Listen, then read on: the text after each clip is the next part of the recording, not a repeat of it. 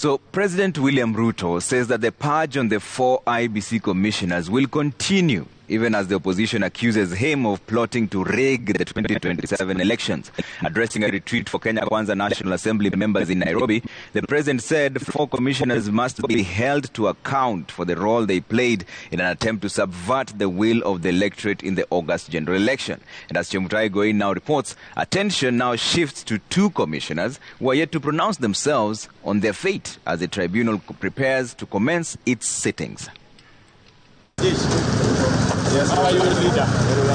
Pressure continues to mount on the remaining embattled IEBC commissioners as the Kenya Kwanza leadership maintains they have to go.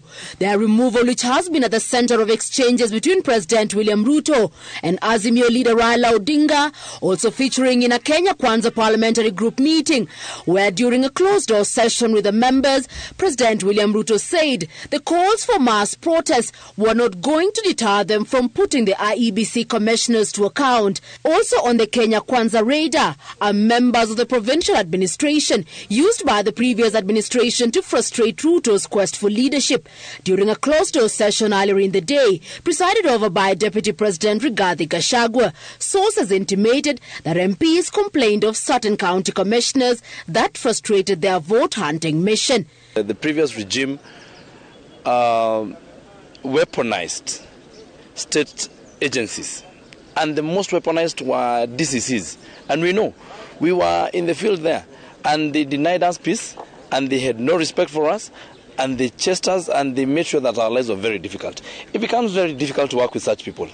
They were being used to really twist us during elections, and I can assure you, a number of members are not happy with them staying around, so we are seeking our leadership to do anything necessary to make sure that we get people who listen to us.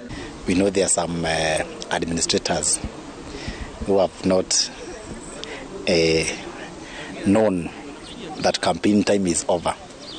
They still have the same attitude towards leaders. Although my area is good.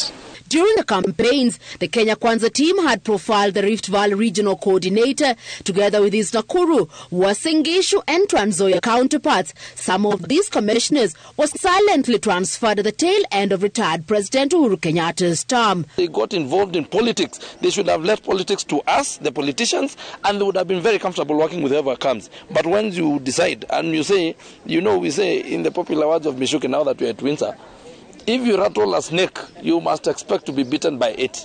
They rattle a snake, they will be bitten by it. During the Kenya Kwanza meeting, also meant to align the government agenda with the legislators, President Ruto and his deputy implored them to support their bid to fulfill their campaign pledges. Sometimes there is the temptation to join the opposition in doing certain things. Please avoid the temptation to join the other side when they are doing their job.